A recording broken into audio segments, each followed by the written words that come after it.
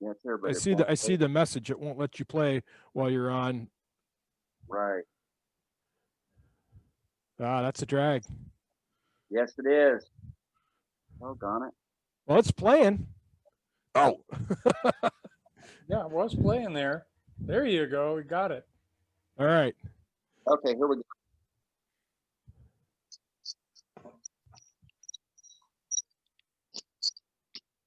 Piece of wood on the lathe. Cut forward. It turns. Can you hear any of the audio? No, No. we can't hear anything, Dane. Why don't Oh. you add the audio? Okay, so I've got a part of a 2x4 on there mounted between centers, and so now I'm just going to rough it down with my skew.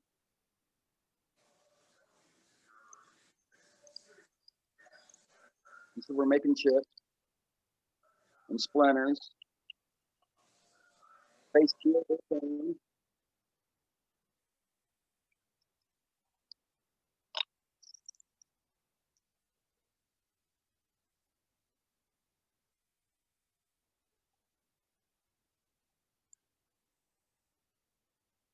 So the piece of pine is about 8 inches long that I'm starting with, and I'm only going to use about 4 inches of it.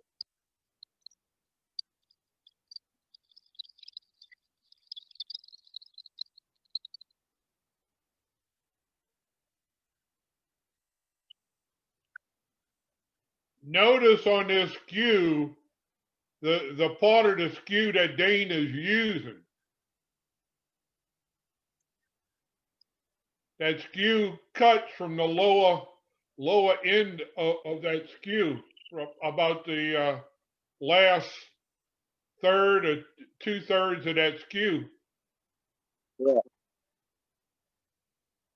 And trying to present it roughly between 35 to 45 degrees angle to the wood. You go in straight, you're going to get your nice little curly Q stick back. He's got that skew rolled up on the edge right there, and Yep. he's letting that knife just do its thing. So it's rounded, smooth. And so now I'm going to turn it around, feel it.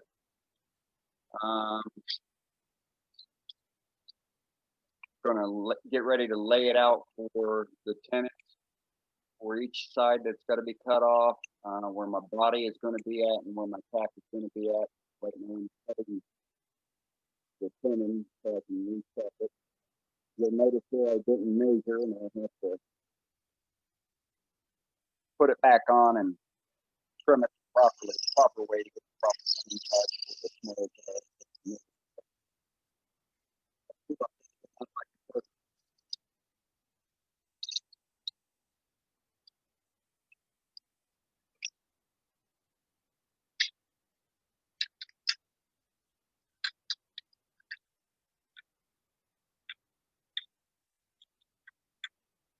And right about now is when I realized, oops, forgot to measure.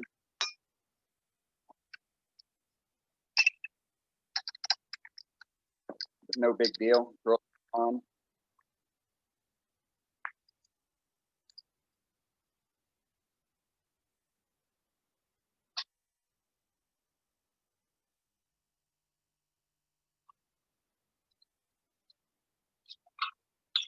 And so one thing you'll notice when you're working with 2x4 material is the wood fibers are very soft. There's not much force or mass to push the jaw, so to be tightening down in your chuck, you really don't have to tighten them down that much. Otherwise, you're going to crush the fibers, and you're going to risk and blow off, and your piece become aerated.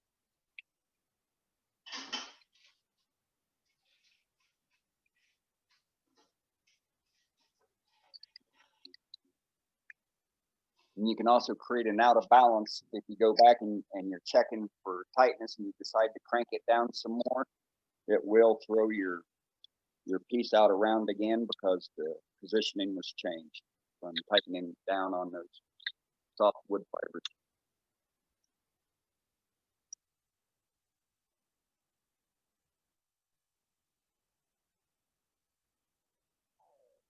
So now hanging out the cap,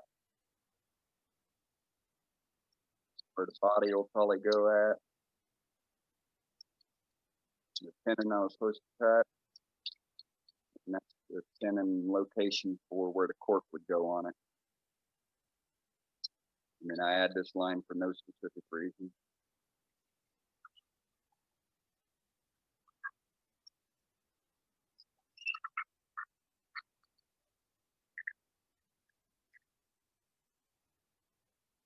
And so now I'm going to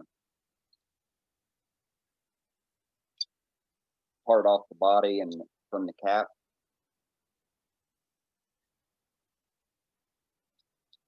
And then I just realized I didn't give myself enough room to be laying out where I'm going to part.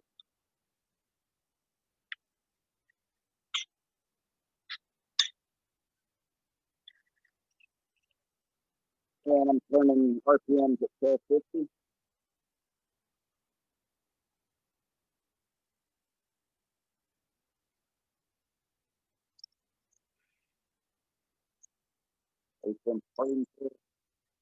I always part of the way through, and then I use my tool saw and cut it off. I'm not a fan of the piece jumping out of my hand or anything like that. When you just find it safer, not have to worry about it jumping out at me.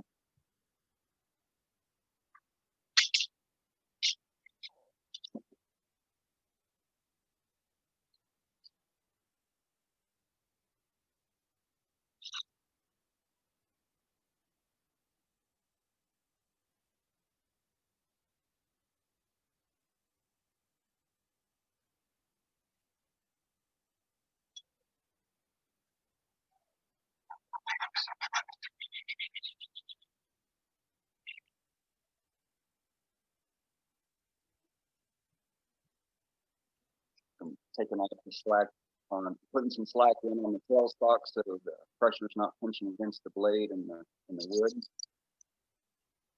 And I still wound up chasing the piece.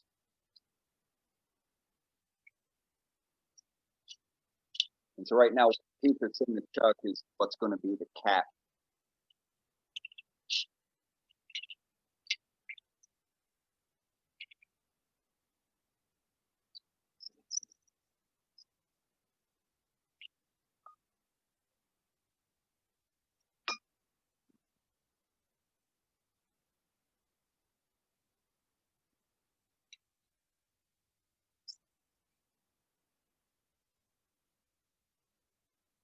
And I tried to refrain from sweeping my chips up. I'm constantly doing that. I find that if you keep your bedways clean, you don't have to worry about any junk getting caught underneath your headstock or your tailstock or underneath your tool rest yoke. Just makes things a lot easier for cleaning.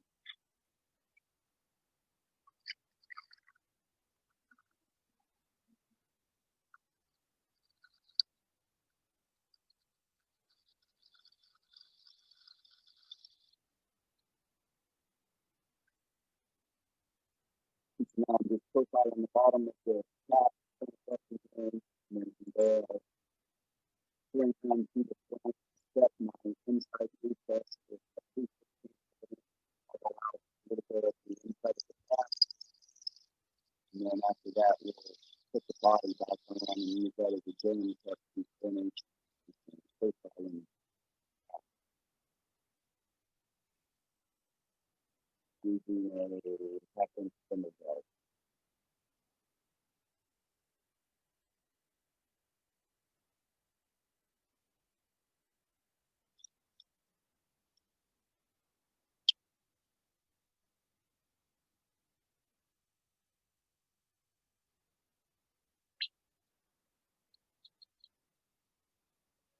You'll notice on my tool rest, I always have a stop collar on them all and have it at a pre-select height that basically maintains in the primary bow gouge. And minimum adjustments I need to make when using the height thing. Primarily, the rest is set automatically in the bow gouge.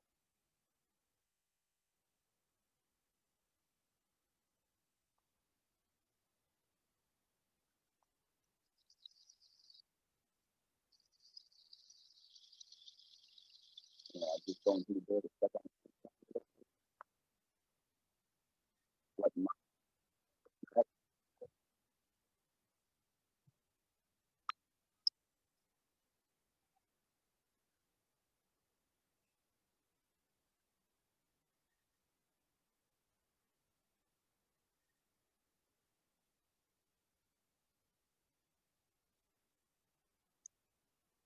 it's now going to follow up the inside from the detail gap.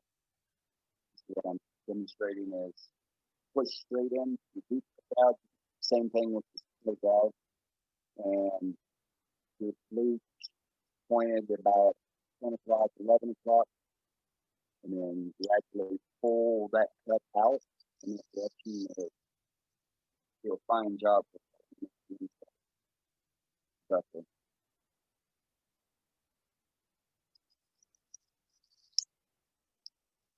Don't put your finger in there because it's a good way to get a splinter in it.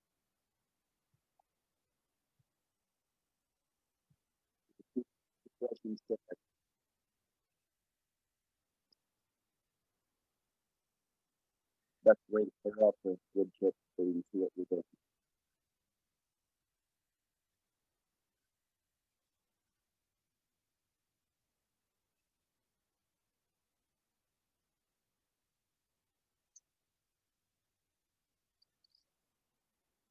And so resetting my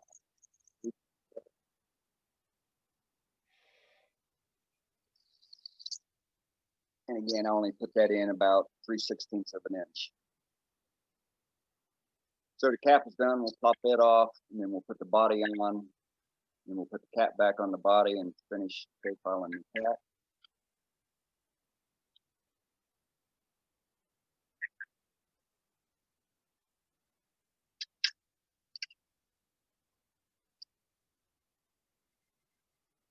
There's the body.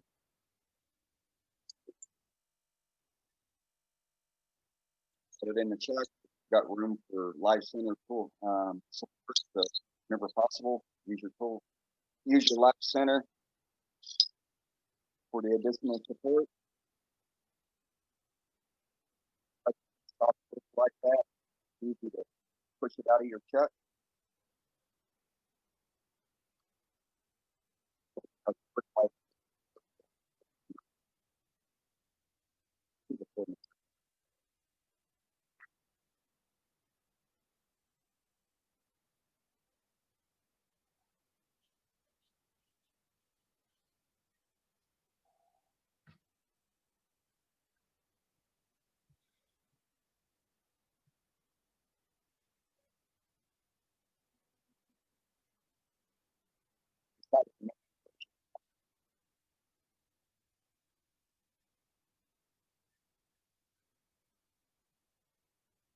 So I think I wound up on this initial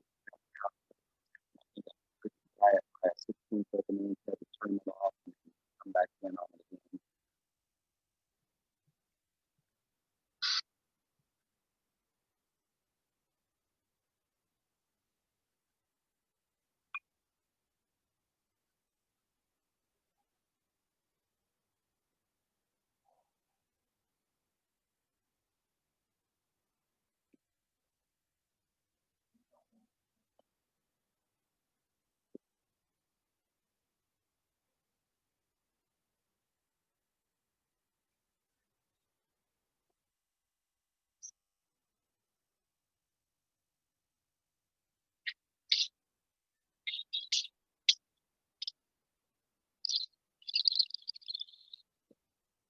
Again, this piece of wood,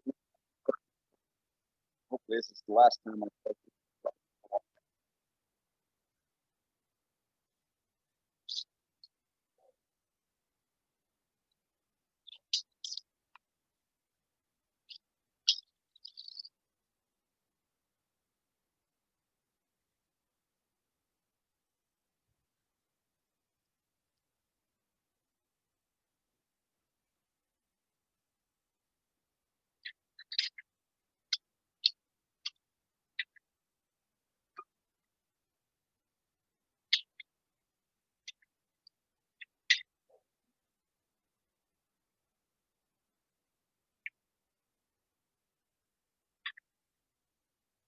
so close.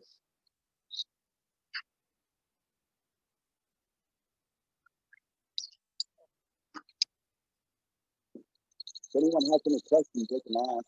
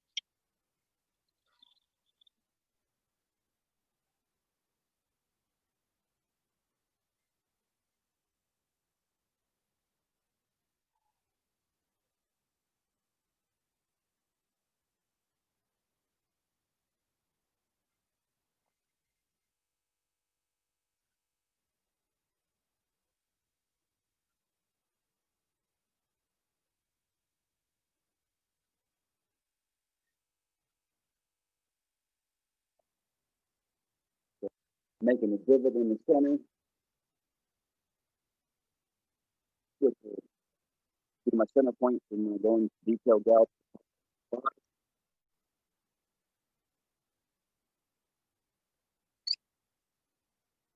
And it fits. Yay. That's a good fit there, Dane. Thank you. Only took me 2 times. Hey, we've all been there. I know, right? That's the longest part.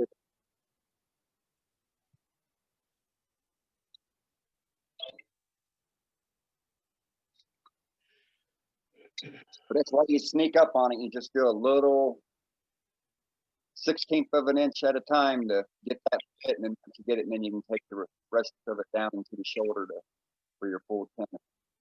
And so now I got the cap back on and back to the single gouge, and we'll go finish profile into the cap.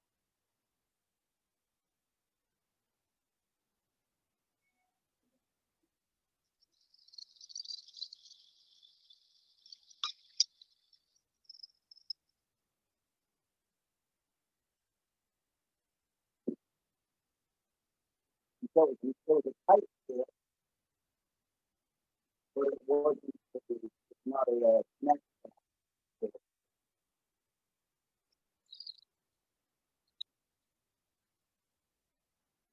You don't want to have your medicines in there and trying to pull that cap off, and stop touching the medicines there.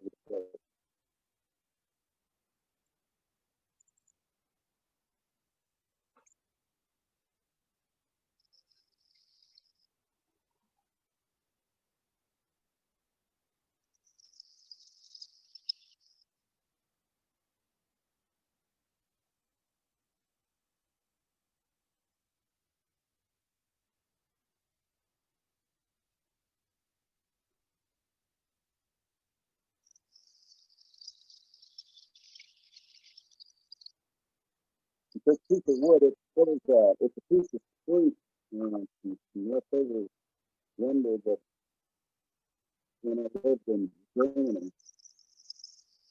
there's some really white stuff.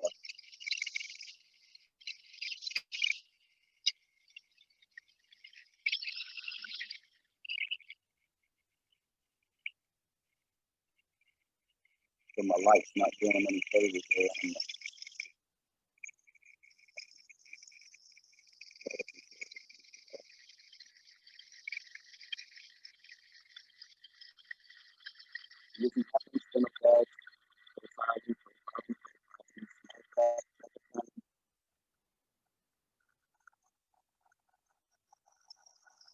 I also didn't measure my inside wall before I started profiling here, so that's one thing that's in the back of my mind, trying to make sure that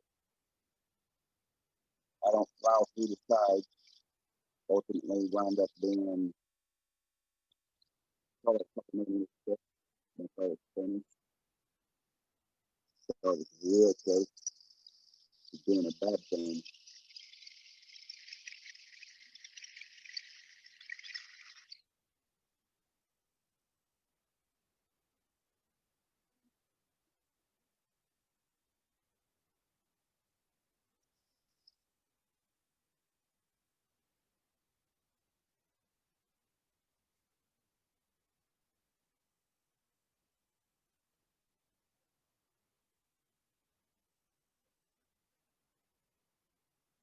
So as I'm going in there with that cove and with that center in there, on each side of those,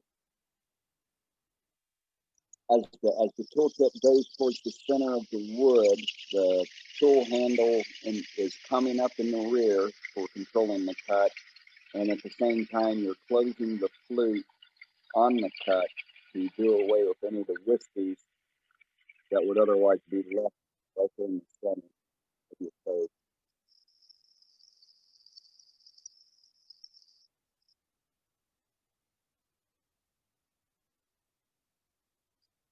So when you're making that cut, you approach the end of it, turn the handle to close it, and it'll take care of those little ridges or little wispies that be left over from a cut when you don't close it.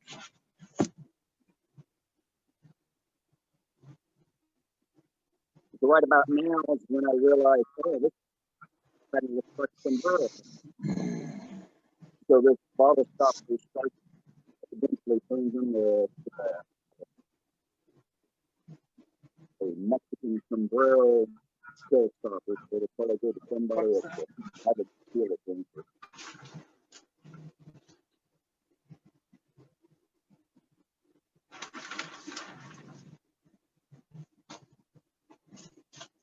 Probably going to put anything else.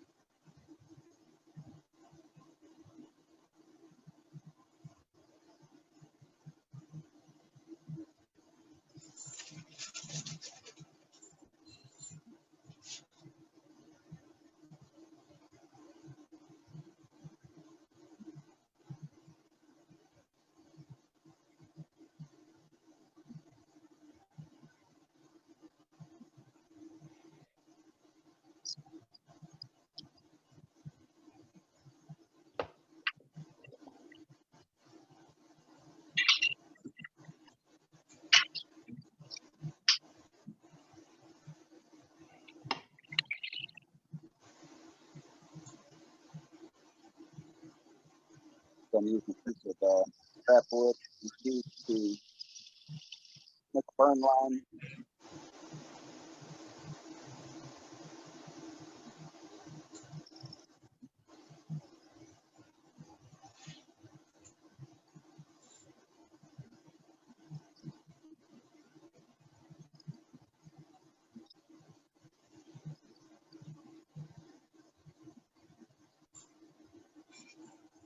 What are you putting those burn lines in with, Dane? A piece of Formica?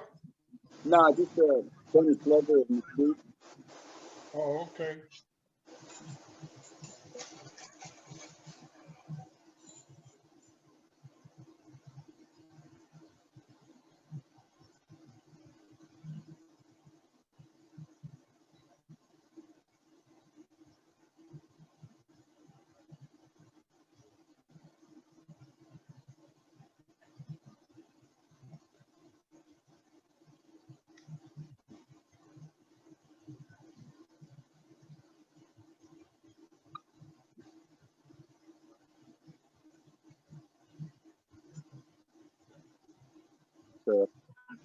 Coca-Cola coloring stick. So I'm using the natural oils from the Coca-Cola to dye the white wood. That's different. Yeah, so the heat, the friction heat, warms up the Coca-Cola oil, brings it to the surface, and then of course it just transfers onto the lighter colored wood. So you can do that with the majority of exotics. They all have mixed oil. You can do that this way and the lighter colors and chocolate.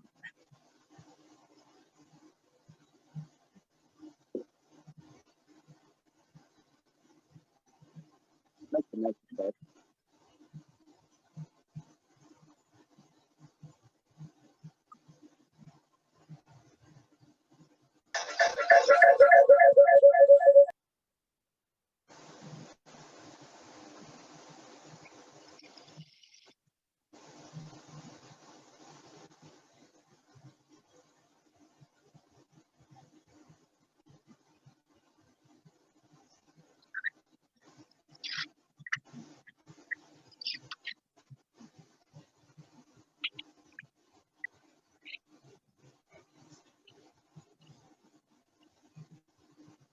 And so now we're going to take the detail gouge, hollow out the body,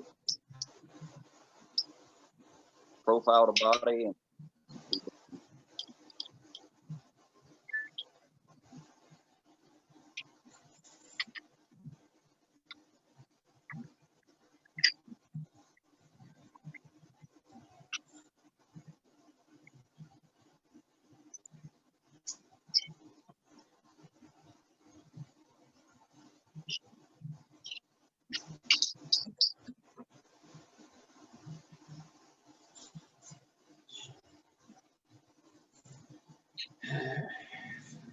so doing the hollowing out, you could also use your Jacob's chuck, put in a portion of it, drill it out. Put one step in the other.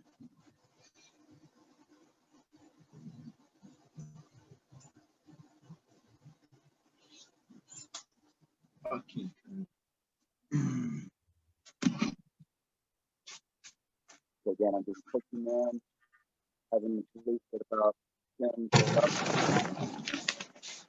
11, pulling with a scraping cut to follow it up. And then it speaks. The louder it speaks, the thinner it's getting.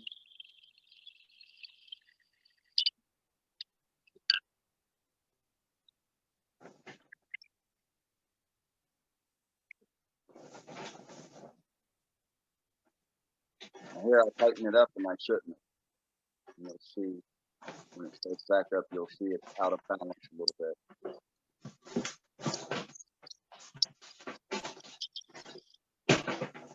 It don't take much to get them out of balance, huh?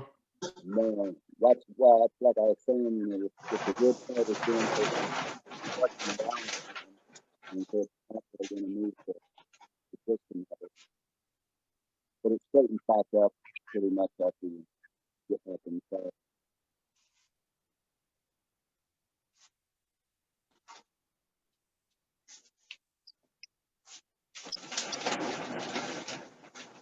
One inch.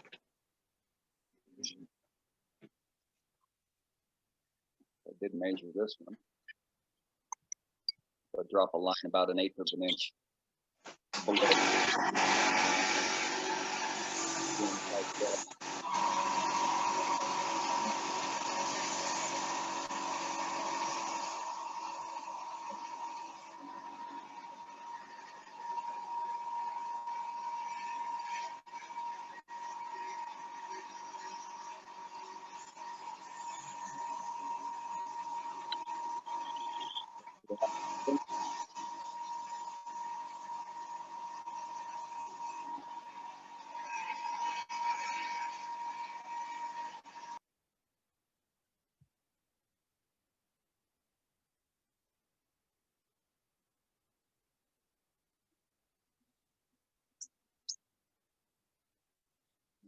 We're going to bring up the live center for some support.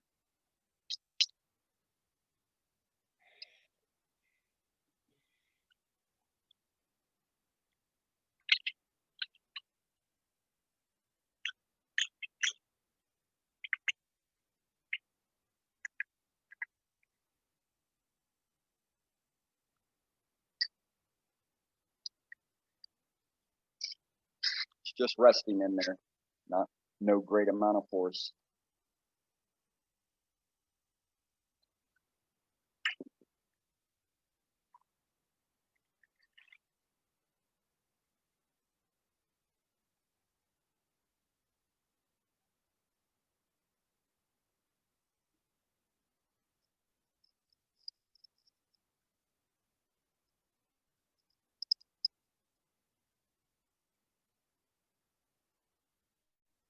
So when I started this, I didn't have any particular design in mind on what I was going to do. I was just going to let the little piece of force tell me what it wanted to do.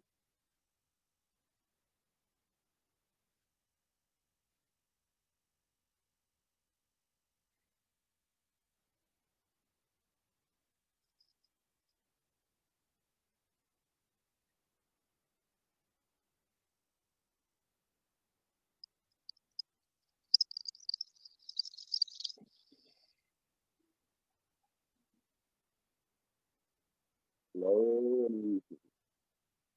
Small touch.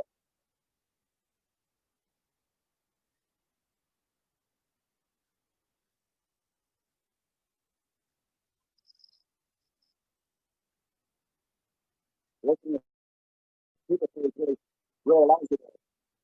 Work on your tool control and your touch, doesn't it, Ronnie?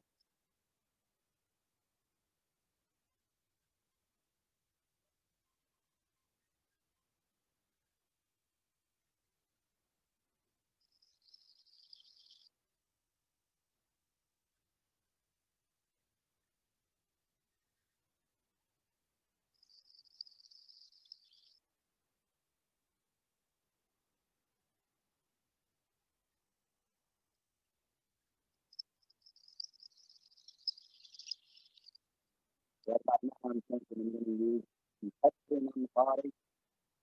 And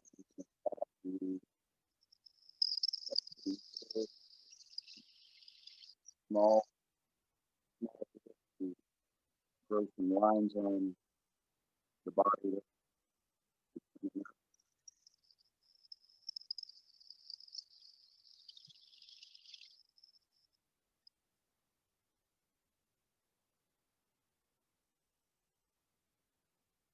10 more minutes, folks.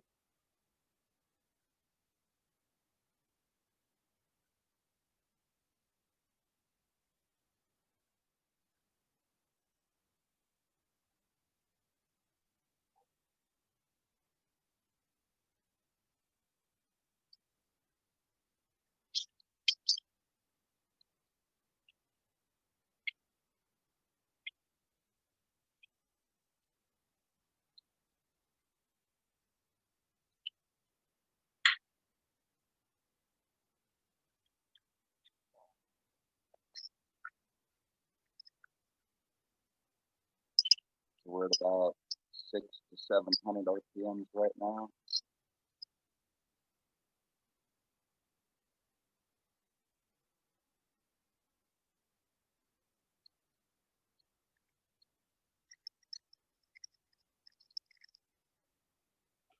That's a nice tool, Dane. Yeah, you can really do a lot with them. I've been having fun playing with it.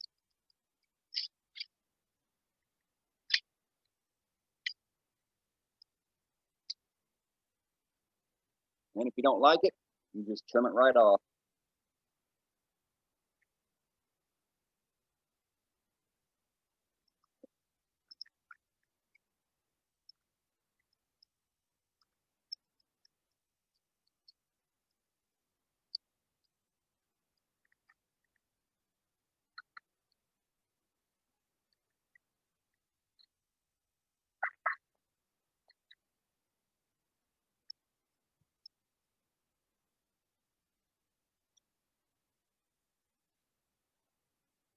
Hopefully I turn the light off. So,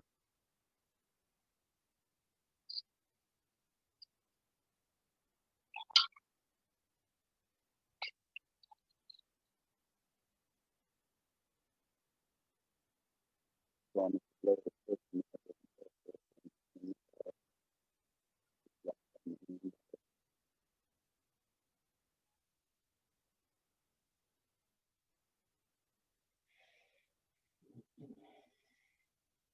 yeah, he likes it.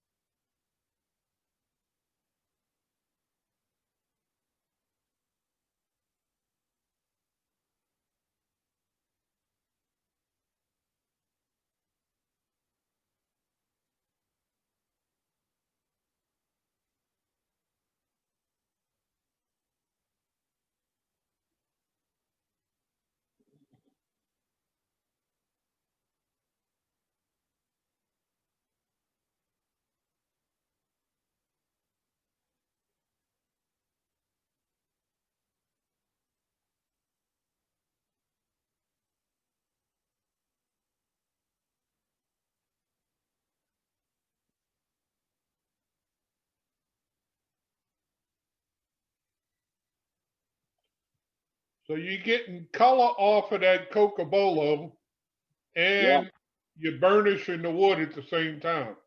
exactly.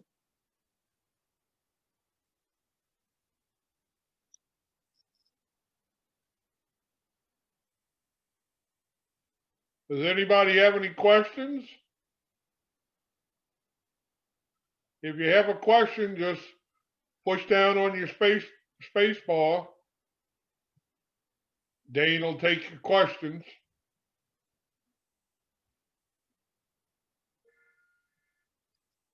I like the Cocobolo idea. I've never seen a Cocobolo crayon.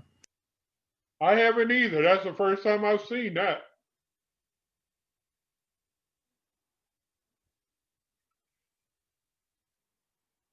That's the great thing about these clubs. You know, you always walk away with a hint, a tip, a trick, or where to get something.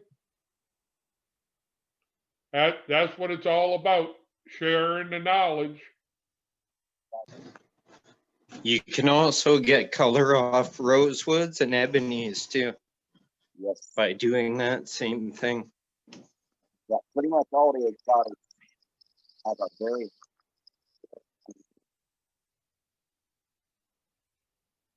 I don't guess a 2x4 is exotic, huh? What if I make a 2x4 out of an exotic wood? Does that count? sure. We'll have to do that. I was gonna say I have some 2x4 Cocobolo. Without, can I use that? It Yeah, might I be think over. you could, Trey. Might have to trim it down to a 1x1.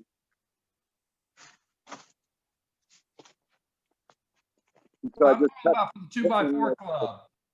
So I just cut the tenon into quarters with it.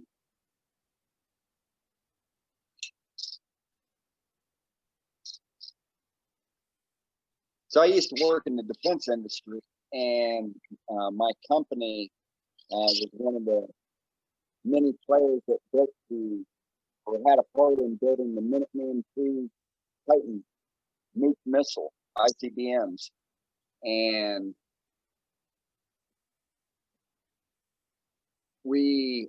some of the parts that we made were made out of a special port that was only fabricated and used for these missiles. And of course, when the Minuteman went away back in sequester of 2008, we had a whole bunch of scrap material in this support material. And, did the paperwork, and now that material is sitting in my garage to make various little projects out of. And so I'll set up my squares, laminate everything together, and that's what I use for my other projects.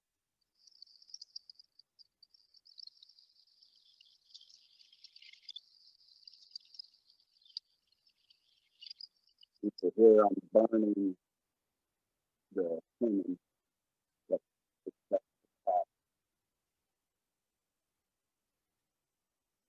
You can see the smoke. Smoke is good.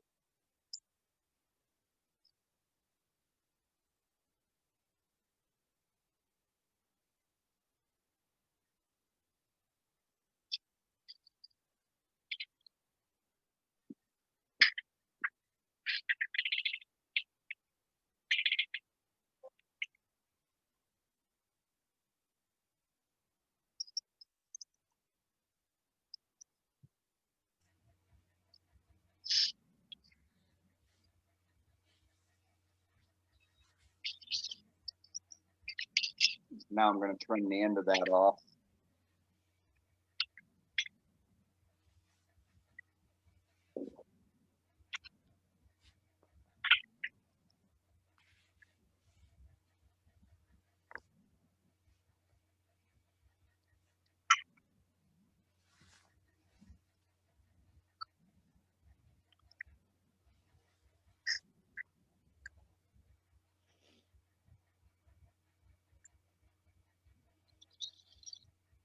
Oh, I should say make it smaller.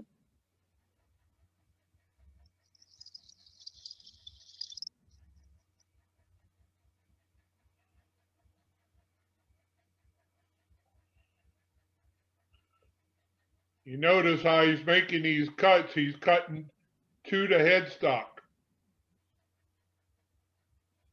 Yes.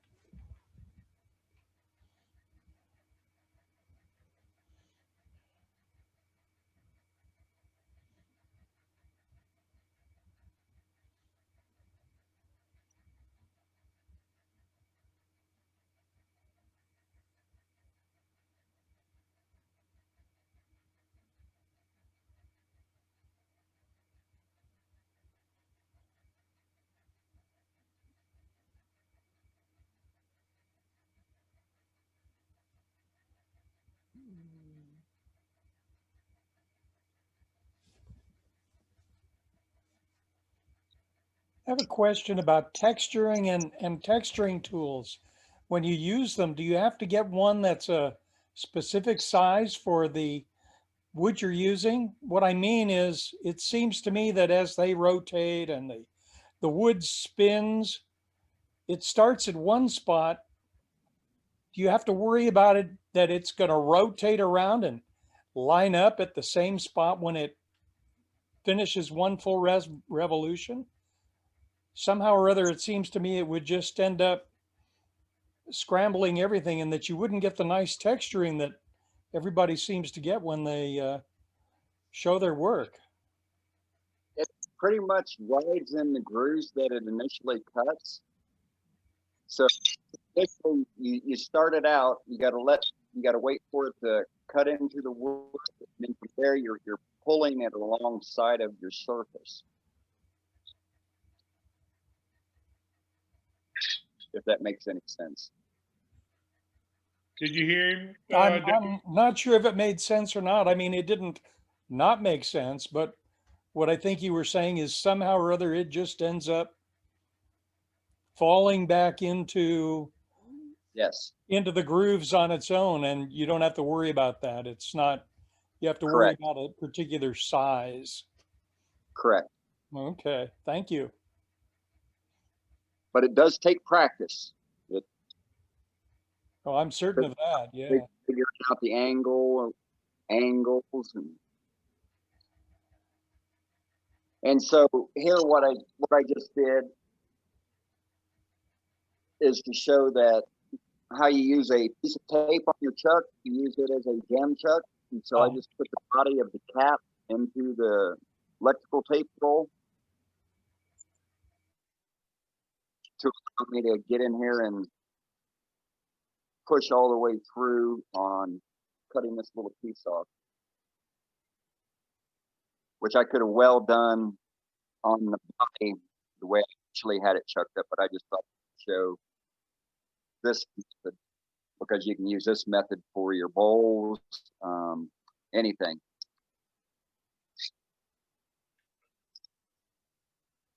Whether the tenon or the vessel is sitting on the inside of the tape roll or on sitting on the outside surface of the tape roll.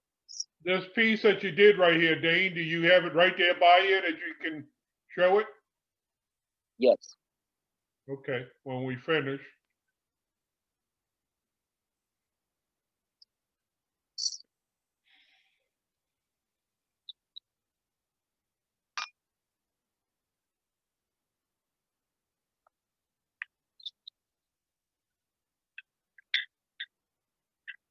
Brenda, close your eyes. You can see this part.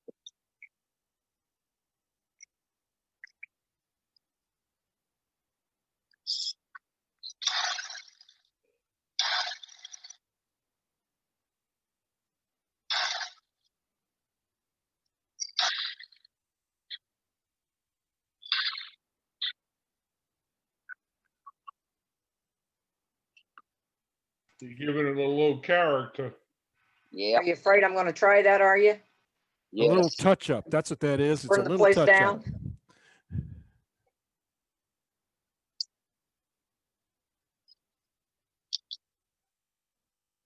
Let's just clean the set off.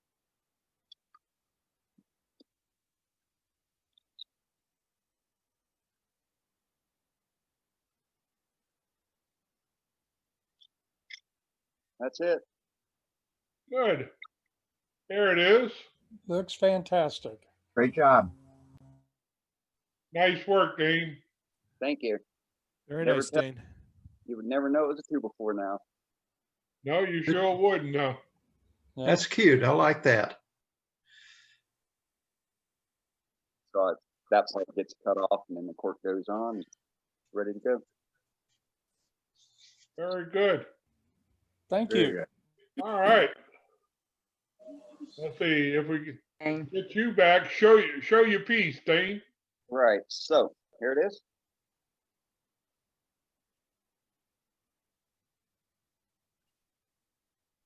Very nice.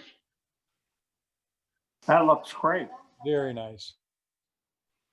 And so initially looking at it, you can't tell that it comes apart, you know. So that's the beauty of it. Nice work. Nice work. Nice. Thank you, Ooh, I Dane. like that.